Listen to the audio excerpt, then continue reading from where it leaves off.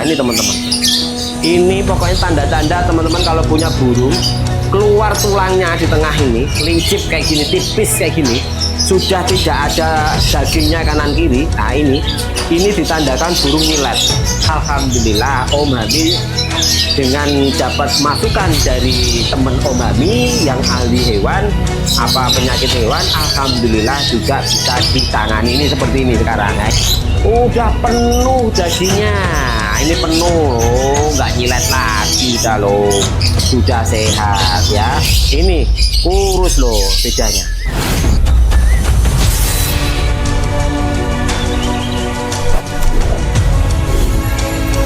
Oke, assalamualaikum warahmatullahi wabarakatuh. Salam sejahtera untuk kita semua, breeder lovebird mania Indonesia. Pada hari ini teman-teman, alhamdulillah hari ini Om Hami menyempatkan ya untuk bersua kembali kepada teman-teman semua yang lama Om Hami tidak bertemu ya. Ini Om Hami kangen sekali kepada teman-teman semua ya, banyak sekali yang di media sosial Om Hami ya, di postingan-postingan Om Hami banyak menanyakan, Om Hami ini lama nggak buat konten lagi. Om Hami saya tunggu kontennya ya. Alhamdulillah ini konten ini kami hari ini akan memberikan informasi atau edukasi sedikit ya, cara bagaimana menangani penyakit nyilet ya, karena ini banyak sekali teman-teman ya, banyak sekali yang menanyakan, Om Hami bagaimana ciri-ciri burung kejalan nyilet. Teman-teman ya, pada kesempatan hari ini sekali lagi ya saya ucapkan Om Hami tidak ingin menggurui teman-teman semua, karena saya yakin ada orang yang lebih hebat dari Om Hami, ada orang yang lebih senior dari Om Hami, ada orang yang lebih berpengalaman dari Om Hami. Om Hami hanya punya kapasitas sedikit untuk menyampaikan kepada teman-teman semua. Tujuannya Om Hami ingin berbagi pengalaman dalam Om Hami berternak selama ini. Tujuannya Om Hami tidak ingin menggurui, tidak bermaksud menggurui teman-teman semua. Ya mohon maaf pada senior guru kami semua, izinkan kami berbagi kepada teman-teman yang baru memulai berternak di lovebird ini. Oke teman-teman, pada kesempatan hari ini Om Hami menjawab salah satu atau permintaan ya teman-teman, salah satu teman-teman yang meminta untuk membuat edukasi tentang penanganan burung nyilet. Ya jujur teman-teman, alhamdulillah karena ada teman-teman yang minta, ini adalah tantangan buat Om Hami. Karena selama 2017 Om Hami ternak lovebird, yang menangani burung nyilet itu Om Hami tidak bisa. Om Hami gagal. Tidak pernah burung Om Hami yang kena nyilet itu selamat, banyak koitnya. Betul, kalau saya punya burung nyilet itu saya kasihkan teman saya. Mas, saya ini burungnya nyilet mas, nak sampean mau monggo ternakan, gak apa-apa tak ibai gitu. Karena saya frustasi, tidak pernah berhasil waktu itu teman-teman. Alhamdulillah, dari pertanyaan teman-teman yang minta video masalah nyilet, Om Hami berpikir mencari cara solusinya seperti apa, bagaimana penanganannya. Alhamdulillah Om Hami belajar ya, kebetulan Om Hami punya teman sejawat Om Hami, beliau adalah seorang profesi dokter hewan yang memberikan informasi Om Hami, itu cara penanganannya seperti ini loh mas, gini loh mas, ini mas, lah ini ada ramuan ini. Memang kalau di dunia kimia tidak ada ya kan, tidak ada dunia kimia. Kalau dunia kimia penanganannya pakai kimia ya. Kalau ini temen ini menyarankan, coba lo pakai ini ramuan, siapa tahu ini kandungannya bagus, ini daun ini kandungannya bagus, kandungannya ini bagus. Alhamdulillah akhirnya dicoba, dibuatkan, akhirnya kami aplikasikan kemarin. Kebetulan burung kami ada 3 burung yang kena nyilet. Burung pertama yaitu saya beli dari teman saya, datang mungkin sekitar 10 hari burungnya nyilet. Ya, panik saya waktu itu karena burung ya lumayan mahal. Ya masih nggak lumayan lah, lumayan. Karena Om Hami beli itu karena untuk diternak, untuk pembibitan. Otomatis kalau mau membuat bahan itu ya jelas ya jangan sampai kalah kan gitu kan. Akhirnya Om Hami beli. Ternyata burung itu suka saya banget sama burung itu, seneng banget karena bodinya besar, bersih kepalanya, dan mengandung darah DUN, yaitu Biola YF Possible DUN waktu itu. Ya lumayan lah harganya, ya nggak mahal tapi lumayan gitu ya.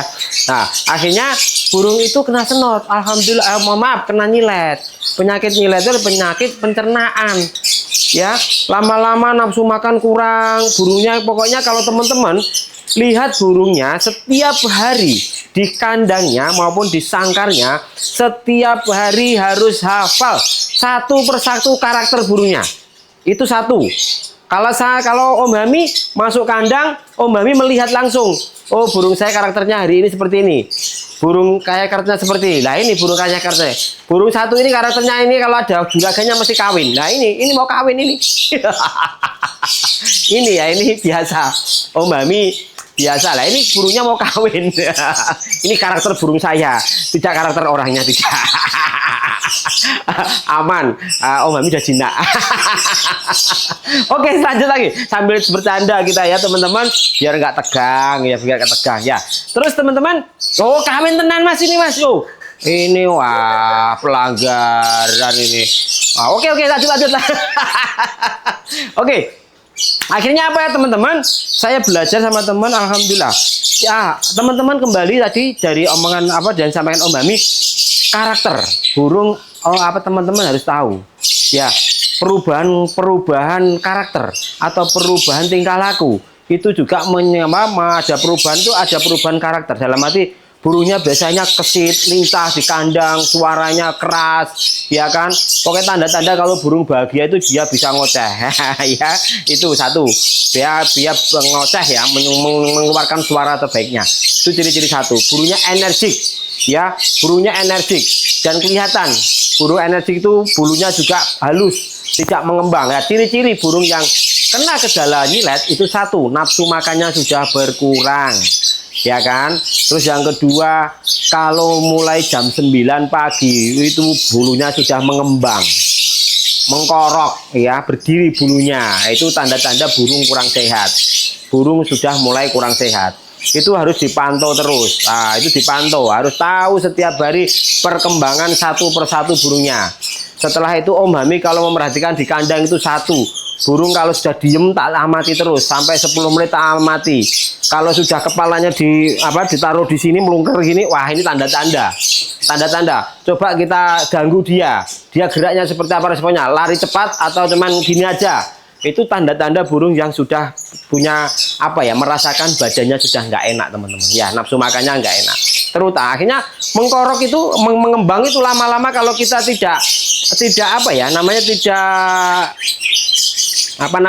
respon atau tidak jeli, ya akhirnya burung itu nantinya kurus sampai ininya dadanya ini nyilet tipis, ya itu namanya nyilet karena kayak silet, ya kan, ya itu nyilet namanya. Itu faktor utamanya adalah satu, bisa dari kotoran, ya.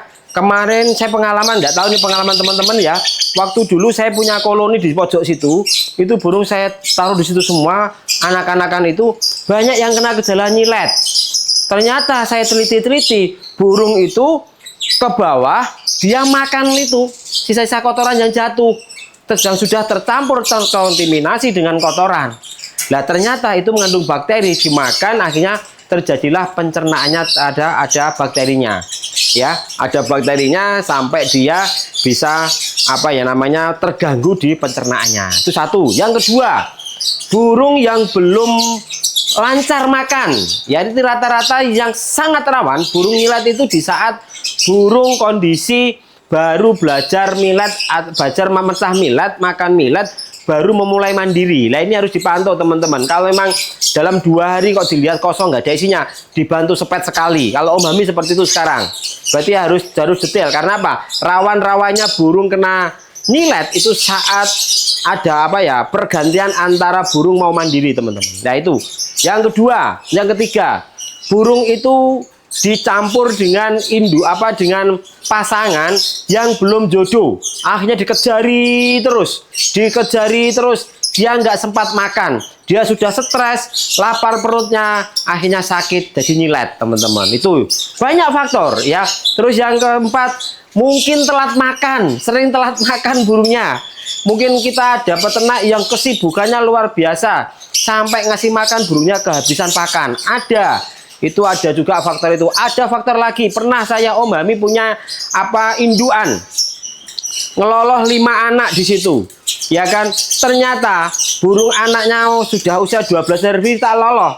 Apa tak ambil, tak panen. Induknya lemes, nggak bisa terbang, kurus nyilet.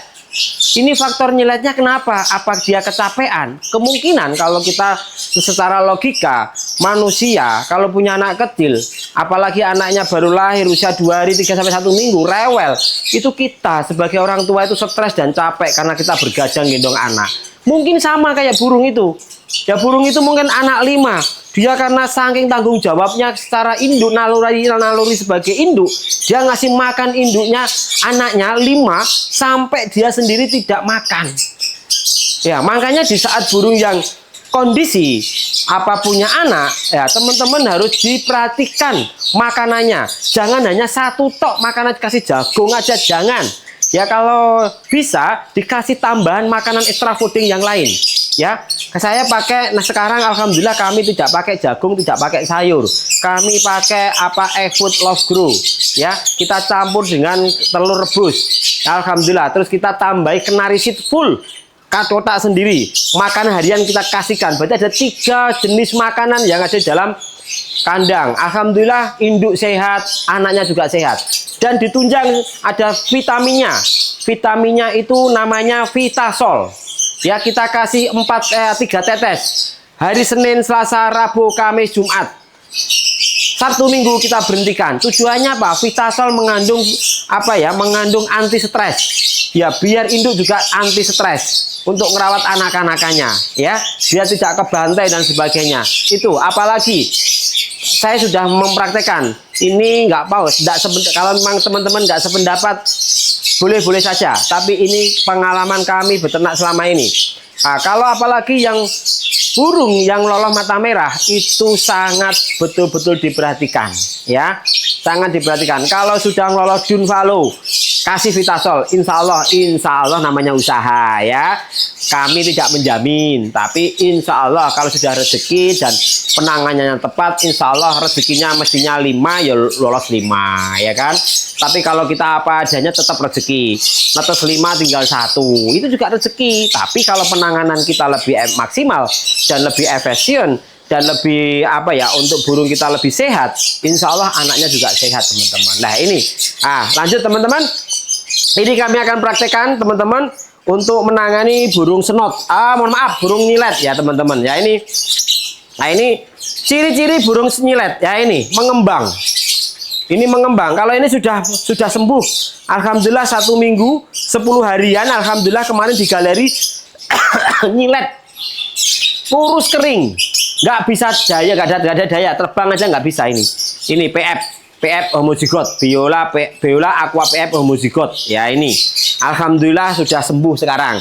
Nah ini yang parah ini. Nah ini teman-teman tak tunjukkan burung yang nyilet itu bagaimana lah. Badannya kurus lah ini teman-teman. Ini pokoknya tanda-tanda teman-teman kalau punya burung keluar tulangnya di tengah ini, lincip kayak gini, tipis kayak gini, sudah tidak ada dagingnya kanan kiri. Nah ini ditandakan burung nyilet. Nah ini tidak ada beratnya, berkurang sekali, kurus sekali burung ini. Nah ini kalau dibiarkan, insya Allah nggak lama mati. Iya, burung ini. Ya, susah lagi. Burung sudah kena nyilet, kena senot. Ini Om Mami belum bisa mengatasi. Ya, untuk senot sendiri alhamdulillah Om Mami sudah tahu caranya dan ada obatnya, terapinya alami juga, ya kan? Kalau ini yang khusus nyilet, alhamdulillah Om Mami dengan dapat masukan dari teman Om Mami yang ahli hewan, apa penyakit hewan, alhamdulillah juga bisa ditangani. Ini seperti ini sekarang. Nah ini apa, PF Aqua. Nah, Mas sayang, sini sayang, kamu tak rumah kamu ya loh. Ini udah gemuk, bedanya mana Mas? Lihat Mas. Ini sudah penuh dagingnya. Ini penuh loh, nggak nyilet lagi sudah loh, sudah sehat ya. Ini kurus loh, bedanya burung ini nyilet ya. Bagaimana caranya prakteknya? Ayo kita praktekkan.